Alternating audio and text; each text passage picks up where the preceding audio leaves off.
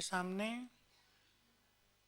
बाबा, शिव बाबा, स्वयं भगवान सुप्रीम हमारे सामने खड़े होकर कह रहे हैं, बच्चे मेरे से जो चाहो ले लो। आज कई बार आया ना मुरली में ये, जो चाहे ले लो। तो क्या इरादा है हमारा? हर एक अपने से पूछें, मेरा क्या इरादा है? जो चाहे सब कुछ ले लेना है या यथाशक्ति लेना है? कोई सोचे हम तो गृहस्थ में रहते हैं, बच्चे पोतरे पालना झंझट, हम तो सब कुछ नहीं ले सकते, वो तो समर्पित वाले ले सकते हैं। सोचना तो ये भी कहीं तक ठीक है, परंतु पूरा ठीक नहीं है। गृहस्थ वाले ले सकते हैं, बोलो, अगर चाहें तो। अगर उन चीजों को अपना लें, थोड़ी सी वो चीजें हैं जो बाबा कहते हैं, तो कमल फूल समान रहेंगे परिवारों में। और परिवार उनके लिए कीचड़ नहीं बनेगा। कमल फूल के साथ तो कीचड़ भी है, पर परिवार उनके लिए कीचड़ नहीं बनेगा, सुंदर बगीचा बनेगा, खुशबूदार बगीचा हो जाएगा। तो बाबा से हमें सब कुछ लेना है, स्वचिंतन करना है, सभी को आत्मचिंतन करना है, मुझे सब कुछ लेना है। और लास्ट में बाबा ने इसका सार भी बता दिया, याद में रहना माना सब कुछ लेना। वो तो एक छोटी सी लाइन में उत्तर है, पर हम इस पर विस्तार से चर्चा करेंगे, क्या क्या लेना है हमें उससे। श्रेष्ठ भाग्य की रेखा खींचने की कलम किसके हाथ में? हमारे हाथ में, और वो है श्रेष्ठ कर्म। लेकिन श्रेष्ठ संकल्प भी, श्रेष्ठ स्थिति भी, श्रेष्ठ प्योरिटी भी, हमारे मन की भावनाएं भी श्रेष्ठ, ये सब हमारे पुण्य कर्मों का खाता बढ़ाती हैं और हमारा भाग्य श्रेष्ठ होता जाता है। बाबा ने बहुत अच्छी बात आज भी कही, अविनाशी भाग्य ले सकते हो पूरे जन्मों का, जो चाहे उससे लिया जा सकता है। क्या क्या हम लें उससे, हमें क्या चाहिए, हम इस पर भी थोड़ा चिंतन अवश्य करें। कल की मुरली पर भी ध्यान दें, तुम्हारे जैसा बड़ा आदमी कोई होता ही नहीं। याद है? कौन कौन बड़े आदमी बैठे यहाँ देखो, मैं भी बस थोड़े से धीरे धीरे बड़े बन रहे हैं। बड़े आदमी भगवान जिनकी पालना कर रहा है, जो भगवान के बच्चे बन गए, भाग्यवान युग, और जिनका भाग्य का सितारा स्वयं भाग्य विधाता चमका रहा है, साथ ही मिल गया भगवान का। सोच के देखो, 5000 वर्ष की पालन यात्रा पूरी हुई तो साथ किसका मिल गया? बोलो। अब बाबा है साथी, और फिर हो जाएगा, ये तब कहा था, अभी भी साथी है। जो उसको अपना साथी बनाएंगे, साथी तो वो सदा काल का होता है ना, उसके संदर्भ में ये नहीं कहा जा सकता कि वो 2-4 साल का साथी है। जिन्होंने लंबा काल उसको साथी बनाया, वो अंत तक साथ निभाता है। पर इस महावाक्य का अर्थ ये है कि टीचर जब पढ़ाता है तो वो साथी होता है, अच्छी तरह पढ़ाता है, पढ़ने वालों को अच्छी तरह पढ़ना है।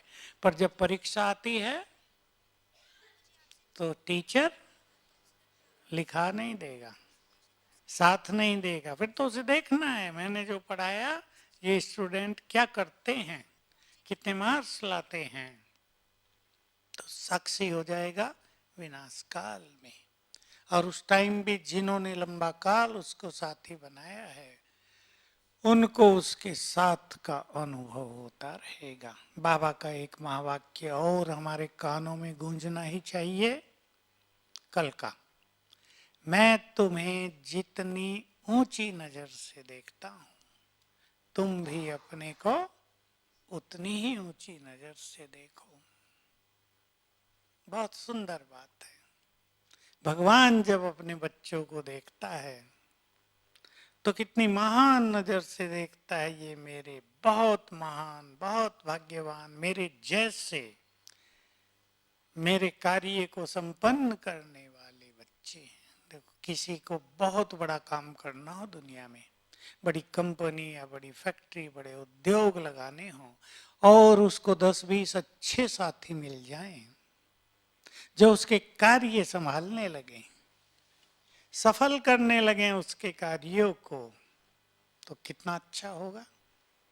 भगवान को भी जब युग बदलना है तो कौन उसके साथी बने? विष्णु हम बने। बहने बनी या नहीं? हम उसके साथी बने, और हम नहीं बने, उसने बना दिया। बनाने से पहले हमें योग्य भी बना दिया। तो बिल्कुल उसके नजदीक के साथी हैं हम, जिनको बाबा कहते हैं राइट हैंड हो तुम। तो हमें अपने भाग्य को देखना है और अपने श्रेष्ठ स्वमान में आना है कि जिस ऊंची नजर से भगवान हमें देखते हैं। देखो कितने समीप आ गए। कहाँ हमारी पुकार थी, कहाँ छोटी छोटी मांगे थी, ये दे दो, ये दे दो। ये भी अंदाज नहीं था कि वो सुन भी रहा है या नहीं, या पता था देगा या नहीं, ये भी पता नहीं था। और अब सब स्पष्ट है। तो बाबा से सर्वश्रेष्ठ भाग्य लेना है। भाग्य में क्या क्या चीजें होती हैं दुनिया में भी?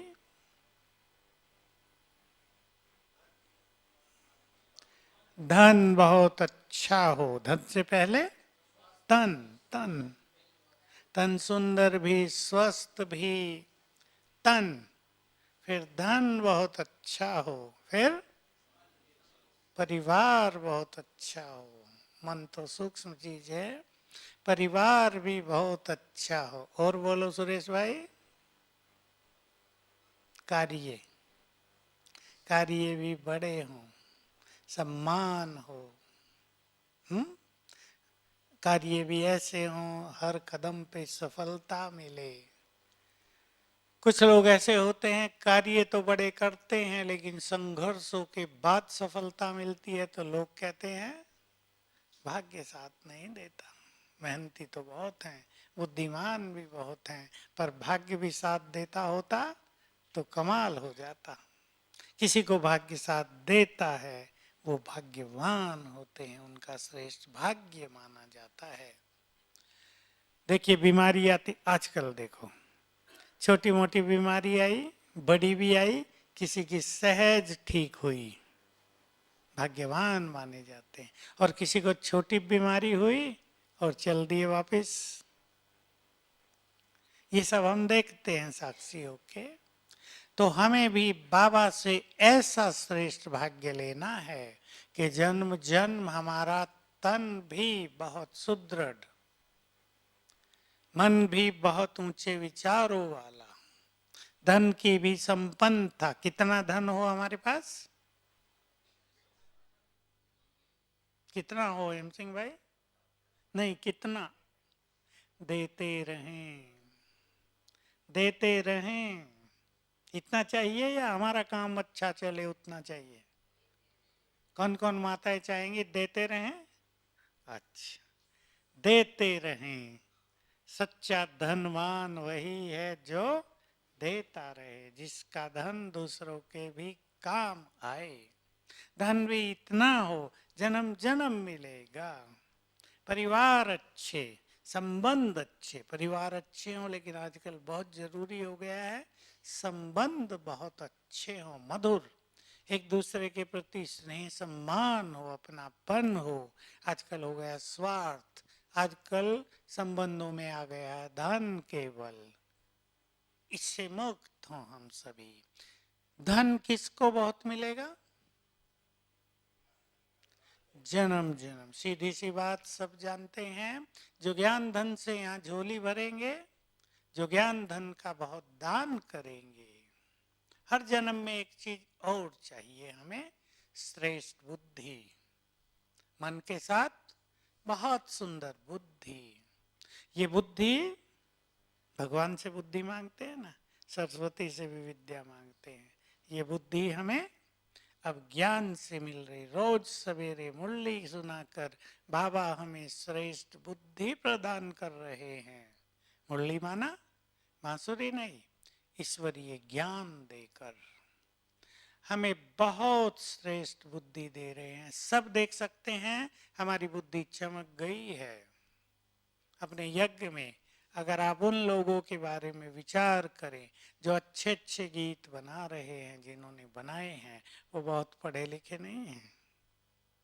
मैं नाम नहीं बताऊंगा, जिसने पहले से बहुत गीत बनाए और बहुत सुंदर गीत बनाए, वो केवल 6ठी 7वीं क्लास पढ़ा हुआ है अभी भी वो, आप जानते हैं उन्हें, मैं नाम नहीं लूंगा।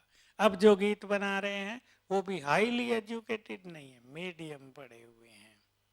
कहां से बुद्धि में चमक आई? बाबा के, शिव बाबा के प्यार में मगन होने से कवित्व उभर आता है। कवित्व बहुतों के अंदर है, वो उभर जाता है जब प्रभु प्रेम में आत्मा मगन होती है। सूरदास कितना पढ़ा लिखा था? देखा था स्कूल का दरवाजा? तब स्कूल होते भी कहाँ थे। और उसका सूर सागर, सूर सरिता एमए में पढ़ाई जाती है, पीएचडी कर रहे हैं लोग उस पर। उसमें छंद और हिंदी साहित्य, हिंदी कवित्व के जो बहुत सारी चीजें हैं, अलंकार आदि, वो बहुत सुंदर हैं। और वो पढ़ा लिखा नहीं था, ब्लाइंड भी थे, नेत्रहीन। कहाँ से आई ये सब चीजें? सोचने की बात है। ये सब आत्मा में भरा हुआ होता है, रिकॉर्डेड है, पूर्व जन्मों से भी चला आता है कवित्व। और जब वो श्री कृष्ण के प्रेम में मग्न हुए तो वो जागृत हो गया। ऐसे ही लोग सोचते हैं द्वापर युग से, ये प्रश्न कई युवक आकर पूछते हैं, द्वापर युग से ये ज्ञान कैसे इमर्ज हो गया? अभी बाबा ने मुरली में कहा, मंदिर तुम बनाओगे, शास्त्र तुम लिखोगे, ये गड़बड़ सब तुमने की है। तो 2 आए मेरे पास युवक, कैसे हम लोगों ने लिखा ये सब? क्या सचमुच हम ही थे वो? तो जैसे ही द्वापर युग शुरू होता है, ड्रामा का खेल भी है ये, तो उस टाइम जो कुछ हमने यहाँ सुना है, जो गहराई से अपने अंदर भरा है, वो जागृत होने लगता है। ध्यान में बैठते हैं, मग्न होते हैं। जब मनुष्य का चित्त शांत होता है, ये बात सभी को ध्यान देनी है, तो बुद्धि में जो कुछ भरा हुआ है वो जागृत होने लगता है। धर्म पिताओं के बारे में बाबा ने ये बात कही हुई है, आप में से मालूम होगी कईयों को, कि जो धर्म पिता हैं वो बाबा के पास बिल्कुल अंतिम समय में आएंगे, जब तुम अपनी संपूर्ण स्थिति के समीप होंगे। तो जो ज्ञान तुम उन्हें देंगे वो उनके अंदर छप जाएगा, वही ज्ञान इमर्ज होगा उनके समय पर, और वही ज्ञान वो सबको देंगे। इसलिए धर्म पिताओं का ज्ञान संपूर्ण नहीं होता, लेकिन अगर सभी धर्मों का ज्ञान मिला दिया जाए तो संपूर्ण ज्ञान हो जाएगा। चारों जो बड़े धर्म हैं उन सब का ज्ञान मिला दिया जाए तो वो संपूर्ण ज्ञान बन जाएगा। जो ज्ञान बाबा ने हमें दिया है, अगर आप स्टडी करें भिन्न भिन्न धर्मों की थोड़ी थोड़ी, तो पता चलेगा यहाँ की हर बात कहीं ना कहीं लिखी गई है, लेकिन उस बात को वो हाईलाइट नहीं कर पाए। मुस्लिम रिलीजन में है, भगवान कहाँ रहता है? खुदा सातवां कहा है, बात ठीक लिखी है, परंतु वो उसको हाईलाइट कर नहीं पाए कि वो 7वां आसमान है कहाँ। 5 तत्व, 6ठा सूक्ष्म वतन, 7वां ब्रह्मलोक। तो हम सभी अब बुद्धि प्राप्त कर रहे हैं बुद्धि दाता से। हमें ज्ञान अपने अंदर समाते चलना है। इसलिए मुरली का बहुत आनंद लेना है, मुरली में बहुत एकाग्र चित्त होना है। मुरली इसलिए नहीं कि भगवान ने कहा रोज सुनो, भाई रोज सुननी पड़ेगी, पड़ेगी नहीं, उसका रस आ रहा हो हमें, वो बुद्धि के लिए बहुत श्रेष्ठ भोजन बन रहा हो, वो बुद्धि की पावरफुल खुराक है, उससे हम अपनी खोई हुई बुद्धि प्राप्त कर रहे हैं, विवेक प्राप्त कर रहे हैं, विजडम प्राप्त कर रहे हैं, वो हमें करते रहना है। तो जन्म जन्म हमें श्रेष्ठ बुद्धि प्राप्त होगी, हम पढ़ाई लिखाई में होशियार रहेंगे। पढ़ाई लिखाई तो हमारे देखते देखते बढ़ी है ना आगे। अंग्रेज आए, उन्होंने तो एजुकेशन को बिल्कुल नष्ट कर दिया था भारत से।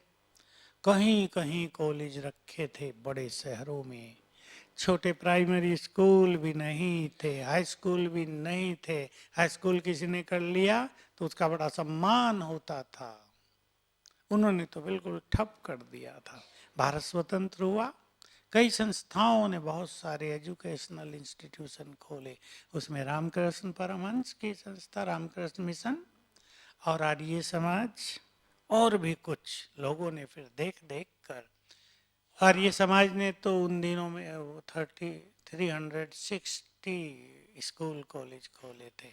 बहुत अच्छा उनका ये योगदान रहा, क्योंकि जो महापुरुष है उन्होंने महसूस किया कि अंग्रेजों ने जो शिक्षा को भारत से खत्म किया, उसका कारण यही था कि भारत वाले अपनी कल्चर को, अपनी महानताओं को, अपने इतिहास को जान न सके। तो फिर से जो यहाँ महापुरुष हुए उनको रियलाइज हुआ कि ये बहुत बड़ी मिसिंग हो गई है, तो फिर फटाफट खोले और हमारे देखते देखते पिछले 50-60 सालों में ही स्कूल और कॉलेज धूम मच गई। तो पहले भी लोग ज्यादा पढ़े लिखे नहीं होते थे, लेकिन बुद्धिमान होते थे। अब बीरबल कोई पढ़ा लिखा थोड़ा ही था, एमए की डिग्री थोड़ा ही थी उसके पास, बुद्धिमान था। तानसेन ने कहीं सीखा थोड़ा ही था गीत संगीत, लेकिन प्रसिद्ध था। अकबर भी अनपढ़ था, शिवाजी लिखना पढ़ना ही जानते थे, क्योंकि थी नहीं, उन चीजों की जरूरत नहीं थी। तो बाबा बुद्धि दे रहा है, पढ़ाई अलग चीज है, बुद्धिमानी अलग चीज है या नहीं? आप देख सकते हैं बहुत पढ़े लिखे लोग बुद्धिमान नहीं हैं और बहुत साधारण लोग अति बुद्धिमान हैं। तो विवेक अलग चीज है, एजुकेशन अलग चीज हो गई, दोनों को मिलना चाहिए। तो हम तन अगर श्रेष्ठ चाहते हैं हर जन्म में, तो क्या करेंगे? तन को सेवाओं में लगा दें। आप सब लगा रहे हैं, और बाबा का तो इतना सुंदर महावाक्य है, हड्डी हड्डी, सुरेश भाई, यज्ञ में लगा दो तो तुम बन जाओगे हड्डियों से मुक्त फरिश्ते। दधीची ऋषि समान हड्डियां यज्ञ में लगा दो तो तुम बन जाओगे फरिश्ते। फरिश्ते हड्डी मांस से मुक्त होते हैं। और ये देखा गया कि जो बहुत यज्ञ सेवा अच्छी करते हैं दिल से, उनकी बीमारियां भी जल्दी जाते हैं। देखो मेरा एक स्वप्न है, ज्ञान सरोवर वाले बहुत बैठे हैं, मेरा एक ड्रीम है भविष्य का, नजदीक का ही है, कि ज्ञान सरोवर ये बहुत सुंदर भूमि है या नहीं? सुंदर भूमि बताओ। ये नहीं कि यहाँ कैसा कैसा है, कैसे कैसे लोग रहते हैं, यहाँ सब महान रहते हैं, यहाँ सब महान आत्माएं रहती हैं या नहीं? ऐसे वैसे लोग थोड़े से हुआ करते हैं, महान आत्माएं ज्यादा हैं, महान आत्माएं ही ज्यादा हैं। बता दूं स्वप्न मेजर साहब, आने वाला समय जब हमारे तीनों स्थान महान तीर्थ बनेंगे, बनेंगे ना, भगवान के महावाक्य, उसे तो कोई रोक नहीं सकता। तो मधुबन ऐसा महान तीर्थ बनेगा जहां आते ही डिवाइन फीलिंग हो लोगों को, हुआ करेंगी, साक्षात्कार होंगे, एकदम ये जादू की नगरी है, यहाँ हम आ गए हैं, डीप साइलेंस हो जाएगी। और मेरा ड्रीम है, मुझे भी लगता है ठीक तो होगा ही, आप सब उसमें करेंगे कि जो भी यहाँ आएगा निरोग हो जाए, समस्याओं से मुक्त हो जाए, तनाव से मुक्त हो जाए। लोग दुखी आएंगे रिलैक्स हो जाएंगे थोड़े ही समय में। तो ऐसे वाइब्रेशंस हम सबको यहाँ क्रिएट करने हैं, क्योंकि आने वाला समय कुछ और होगा। ये बाबा के तीनों स्थान, ऊपर के दोनों स्थान, नीचे तो फिर मेले ही मेले होंगे। मेले का महत्व अलग होता है, वहाँ वाइब्रेशंस अलग होंगे, लेकिन ये दोनों ऊपर के स्थान जो महान तीर्थ होंगे, लाइट हाउस होंगे, पीस हाउस होंगे, ये होंगे, मुझे साफ दिख रहा है। हम सब इसमें श्रेष्ठ वाइब्रेशंस फैलाकर अपना योगदान देंगे। धन हमारे पास बहुत रहे जन्म जन्म, सोचो, धन की बात हम कर चुके हैं। ज्ञान धन से स्थूल धन आता है। हमें सत्ता मिलती रहे जन्म जन्म। सत्ता क्या चाहिए उसके लिए? शक्तियां। आज बाबा कई बार कह रहे थे, शक्तियां बाप से अधिकार में मिलती हैं, क्योंकि जिनका बाप ही सर्वशक्तिवान हो तो बच्चे कमजोर थोड़ा ही होंगे। बाप से वर्षा, बाप से अधिकार और सदगुरु से वरदान। आज बाबा ये दोनों बात बार बार कह रहे थे। भगवान और भाग्य याद करो, ये भी बहुत सुंदर बात थी। तो हम अपनी शक्तियों को बढ़ाते चलें योग से। मैं आपका ध्यान दिलाऊं, हमारा श्रेष्ठ भाग्य बनाएंगी कुछ और चीजें भी। हमने यहाँ कितनी खुशी प्राप्त की। हम जैसी खुशी, ब्रह्मावत्सो जैसी खुशी संसार में किसी को मिलती नहीं है। न धन से मिलती, न पद पोजीशन से मिलती, न परिवारों में मिल रही है, न अच्छे मकानों में मिल रही है, न साधनों में, न कारों में, न एसी में, कहीं नहीं। हमारी खुशी देखो सवेरे से ही शुरू हो जाती है, आँख खुलते ही प्रभु मिलन, फिर भगवान की अमृत बरसात होती है। बाहर बरसात भी हो रही है, बाढ़ भी आ रही, इधर बाढ़ आती है रोज। ज्ञान अमृत की, वहां पानी की बाढ़ जो नष्ट कर रही है बहुत कुछ, और यहाँ अमृत की बरसात जो अमर बना रही है। तो हमारा सवेरे का टाइम ही खुशियों के भंडार लेकर आता है हमारे पास। सभी जानते हैं अच्छी तरह, रोज रोज सवेरे ही हमारे विचार बदलते हैं, महान विचार मिलते हैं रोज। कितना बड़ा भाग्य है। कहाँ दुनिया में लोगों को महान विचार मिलते हैं। व्हाट्सएप देखो क्या क्या लोग भेजते हैं। कई लोग तो उठते ही खोलना शुरू कर देते रात को, क्या क्या माल आया। असली माल नहीं होता, गलत इन्फॉर्मेशन बहुत होती है। सोते एंड भी दिन का उसी से करते हैं, देख रहे हैं क्या क्या आया है। ठीक है, कुछ बातें अच्छी भी होती हैं, लेकिन जो बातें हमें मिलती हैं अच्छी, वो संसार में कहीं नहीं है। इसलिए सोने से पहले अव्यक्त महावाक्य देख लें जरा 5-7 मिनट भी, तो उठते ही हमारा चिंतन भी बहुत सुंदर चलेगा। तो हम खुशियों से अपनी झोलियां भरते चलें। जन्म जन्म खुशी का खजाना हमारा बहुत बड़ा भाग्य होगा। सब जानते हैं, जिनके जीवन में खुशी है वही बहुत भाग्यवान है। और सब कुछ होते भी खुशी ना हो तो लगता है भाग्य है नहीं। बहुत खुशी मिल रही है बाबा की। आपने भी देखा होगा अपने जीवन में, कुछ लोग ऐसे होते हैं कि वो खुश रहते हैं और सबको खुश रखते हैं। उनका संस्कार होता है बचपन से। हमने भी देखा, एक व्यक्ति गांव में बिल्कुल सिंपल, पढ़ा लिखा तो था ही नहीं, था भी अति काला, लेकिन बच्चे उसके पीछे पीछे, वो सबको हंसाता ही रहता। पता नहीं कहाँ कहाँ से सारा दिन कहानियां सुनाता रहता।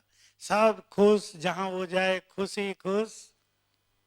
तो देखो, खुशी बहुत बड़ी चीज है ना। उसके पास पैसा नहीं था, वो मजदूरी करने वाला, छोटी आयु का, पढ़ा लिखा नहीं, लेकिन खुशी बहुत ज्यादा। दूसरी चीज हमें लेनी है दुआएं। दुआएं भी हमारे भंडार भरपूर करती हैं और हम दुआओं का तरीका जानते हैं। दुआएं देनी भी हैं और दुआएं लेनी भी हैं। और हम सबके साथ सबसे बड़ी चीज है इस समय मिल रही है हमें भगवान की दुआएं। देखो इसीलिए मुस्लिम रिलीजन में तो वो बात बात में यही कहते हैं, खुदा से दुआ करो, दुआएं मांगते रहते हैं, दुआएं दुआएं। तो यहाँ हम सभी प्रैक्टिकल में भगवान की दुआएं ले भी रहे हैं और संसार को दुआएं दे भी रहे हैं। और हमारी दुआओं का एक बहुत प्रैक्टिकल स्वरूप है सबके लिए शुभ भावनाएं, कल्याण की भावना। इस पे सभी बहुत ध्यान देंगे। अगर हमारे मन में कहीं थोड़ी बहुत नफरत है, किसी के लिए भी निगेटिविटी है, तो ये बड़ी सूक्ष्म बात बाबा ने सिखाई है। तो वो हमारे श्रेष्ठ वाइब्रेशंस के मार्ग में दीवार है।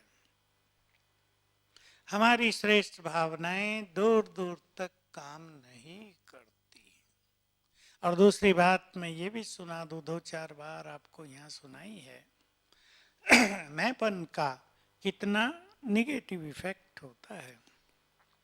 जिनके पास मैंपन बहुत है, मान लो हमारे यहाँ किसी में मेरा डिपार्टमेंट, वो उसके बाहर नहीं सोच सकते। किसी सेंटर वाले के पास है मेरे ये सेंटर इतने, वो उसके बाहर नहीं सोचते। क्या होगा इससे? हमारे जो वाइब्रेशंस फैलेंगे ना, वो उसी सीमा तक फैलेंगे बस। और अगर हम बेहद में हैं, हमारी स्थिति हमारे विचार इन सबसे ऊपर हैं, तो हमारे वाइब्रेशन सारे संसार में फैलेंगे। पुण्य कर्मों से हमारा भाग्य बनता है। दो चीजें ये हुई, खुशी और दुआएं, और दो चीजें हैं पुण्य कर्म और हमारी प्योरिटी। प्योरिटी बहुत बड़ी चीज है। पवित्र आत्मा इस संसार के लिए वरदान है। पवित्रता हमें पवित्रता के रूप में भी चाहिए, लेकिन बल के रूप में भी चाहिए। हम प्रकृति को भी पावन करते हैं इस पवित्रता से। दो युगों की गुलामी, माया की भी और प्रकृति की भी, पवित्र बनकर हम दोनों को गुलाम बना लेते हैं। आज बहुत अच्छी बात थी ना, बॉर्डर क्रॉस किया और दुश्मन के हवाले। इधर उधर भी बॉर्डर क्रॉस कर लें, पाकिस्तान में चले जाए तो पकड़े जाएंगे। तो यहाँ भी हम बाउंड्री क्रॉस कर लेते हैं, मर्यादाओं का बॉर्डर, तो माया के हवाले हो जाते हैं। तो हमें पुण्य कर्म और प्योरिटी के द्वारा भी अपने भाग्य को श्रेष्ठ बनाना है। देखो पूरे ही सृष्टि चक्र में पवित्रता से ही संसार चलता है। सतयुग त्रेता में हम सब देवी देवताओं की प्योरिटी, तो प्रकृति भी पावन है। द्वापुर से किसकी प्योरिटी रही? धर्मात्माओं की। धर्मों में बहुत प्योरिटी थी, हर धर्म में बहुत सारे लोग पवित्र होते थे, और जो इम्प्योरिटी भी थी वो संयमित थी। एक आयु के बाद सबको पवित्र होना है। हमारे यहाँ पारसी बहुत आते हैं ना, एक ऑफिसर रहे हैं, डायरेक्टर एग्रीकल्चर के, आते हैं, नाम मुझे भूल रहा है, आसपी। मैंने उनसे पूछा आपके पारसी कितने रह गए भारत में? कहा 1 लाख बचे हैं बस। मैंने कहा क्यों? 3 लाख थे। कहा 1 लाख ही बचे हैं। मैंने कहा क्या बात है? कहा हमारे पारसी धर्म में अनेक लोग, लड़के लड़कियां ब्रह्मचर्य में रहते हैं, वो वहां की एक कॉमन प्रथा है, तो हमारी संख्या कम होती ही जा रही है। मैंने कहा फिर आपके जो नेता हैं वो सोचते नहीं है क्या कि संख्या गिर रही है, बढ़नी चाहिए? सब धर्म वाले तो ये सोचते हैं। का बिल्कुल नहीं। तो देखो छोटा सा धर्म, लेकिन उसकी प्योरिटी और धर्मों को भी बल देगी ना। मुझे बहुत अच्छा लगा ये बात जानकर। हिंदू धर्म में तो बहुत प्योरिटी रही, ये तो अब 100 साल से खेल बिगड़ा। नहीं तो सबसे ज्यादा प्योरिटी हिंदू धर्म में भी थी। यहाँ के साधु संत और भी गृहस्थी और अनेक लोग पवित्र जीवन जिया करते थे। वो पवित्रता हमारे देश के लिए, हमारे धर्म के लिए बहुत बड़ी शक्ति थी। और जब ये सब खेल समाप्त हो गया तो बाबा ने आकर स्थापना कर दी प्योरिटी की।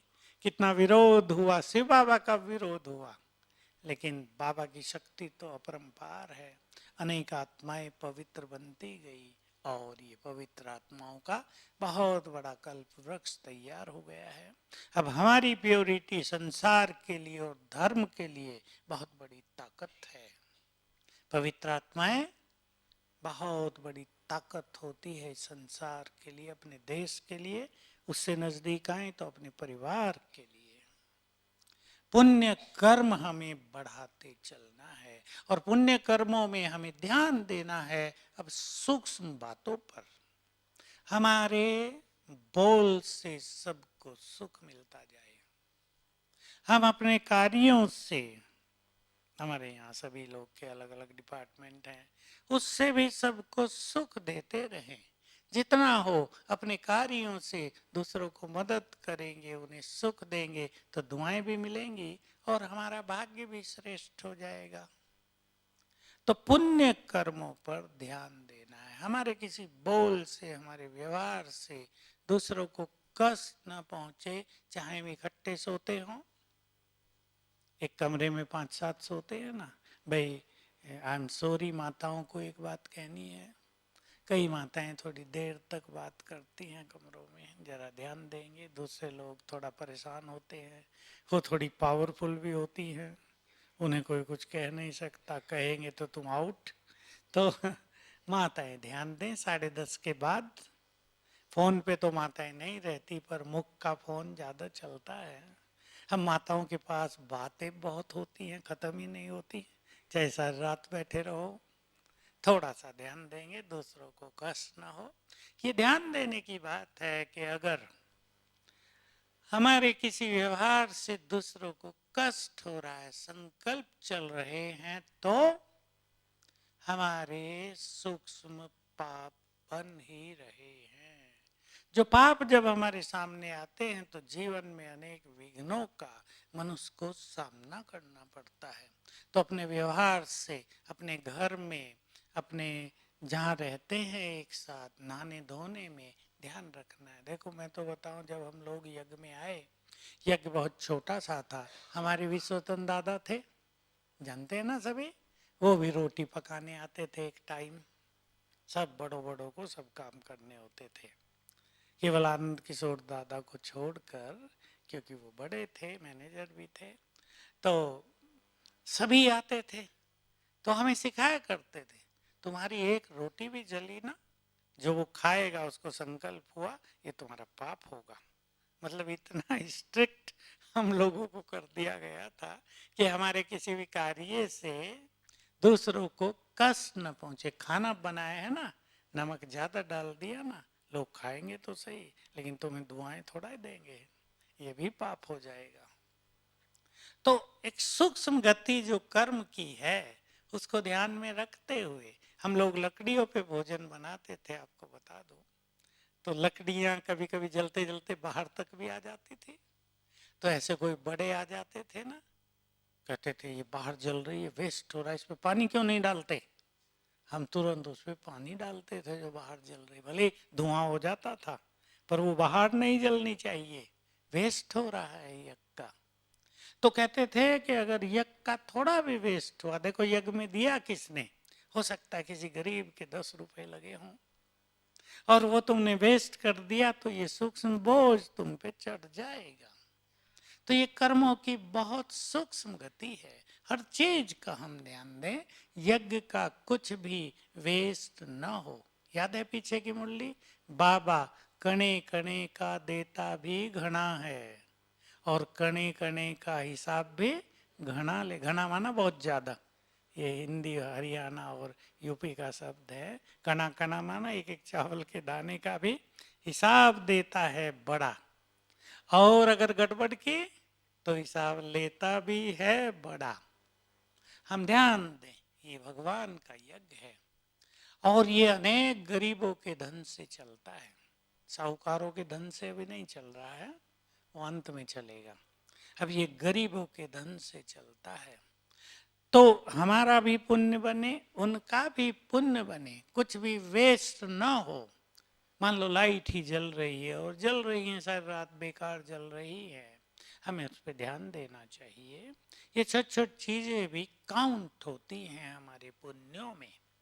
तो जितना हम अब यज्ञ का ध्यान देंगे, बाबा हमारा ध्यान रखेगा। बाबा ने कहा है ना, यज्ञ रच कर बाबा ने तुम ब्राह्मणों के हाथ में दे दिया है। अब ब्राह्मणों का कर्तव्य है यज्ञ की पूरी संभाल करना, सुरक्षा भी करना, संभाल भी करना। अगर यज्ञ में कोई चोरी कर ले, सोचने की बात है, तो उसका तो महापाप बन जाता है, भगवान की दृष्टि उससे हट जाएगी। अच्छा, उसको क्या मिलेगा? उसने थोड़ी बहुत चोरी कर ली, कुछ खरीद लिया, ले लिया, क्या मिलेगा उससे? भगवान की नजर हट गई तो बहुत बड़ा नुकसान हो गया। तो हम अपने पुण्यों का खाता बढ़ाते चलें, तन से भी पुण्य करें, मन से भी, धन जिसके पास जो है उससे भी, संबंधों में भी दूसरों को सुख देकर, शुभ भावनाएं देकर, दूसरों के कष्ट हर के हम सभी को सुख देकर पुण्यों का खाता बढ़ाएं, तो जन्म जन्म का हमारा श्रेष्ठ भाग्य बनेगा। लास्ट बात, वरदान सदगुरु से बहुत अच्छा ध्यान दें इस पर। हम अपने परम सदगुरु से, कौन है हमारा परम सदगुरु? स्वयं भगवान। गुरु तो यहाँ बहुत हैं, लेकिन उनके पास सदगति का मार्ग नहीं है। स्वयं गुरुओं को भी जो सदगति देने वाला है, परम सदगुरु, सुप्रीम, स्वयं भगवान, वो हमें रोज सवेरे वरदान देते हैं। किन्हें मिलते हैं वरदान? एक दो बात सुन ले आप बाबा की ही। जो बच्चे लंबा समय ईश्वरीय नशे में रहते हैं, उनकी बुद्धि में वरदानों को धारण करने की शक्ति आ जाती है। ईश्वरीय नशा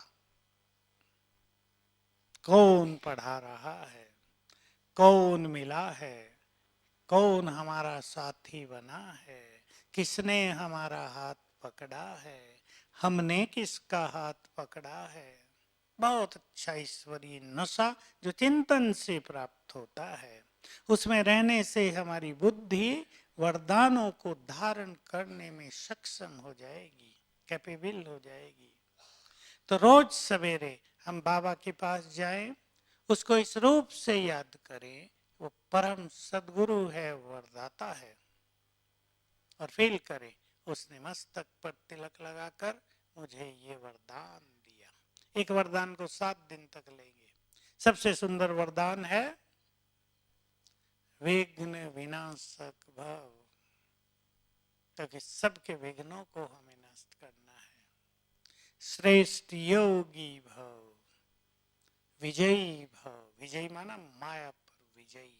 ऐसे एक एक वरदान रोज हम सवेरे लेंगे, उसके नशे में रहेंगे, हमें विश्वास हो जाए कि डायरेक्ट शिव बाबा से हमें ये वरदान मिल चुका है, अब हमें इसको विश्व कल्याण में यूज करना है। हमारे वरदान हमारे लिए कम, संसार के लिए ज्यादा कल्याणकारी होंगे।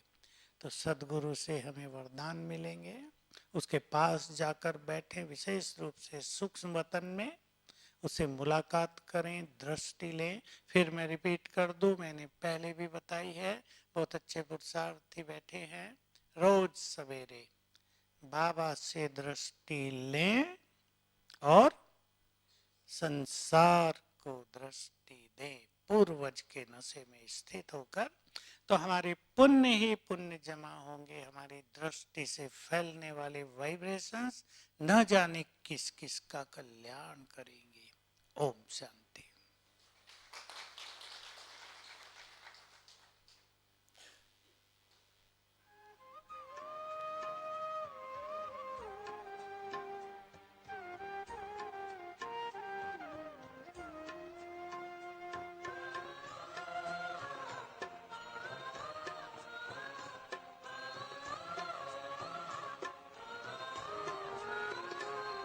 चलूं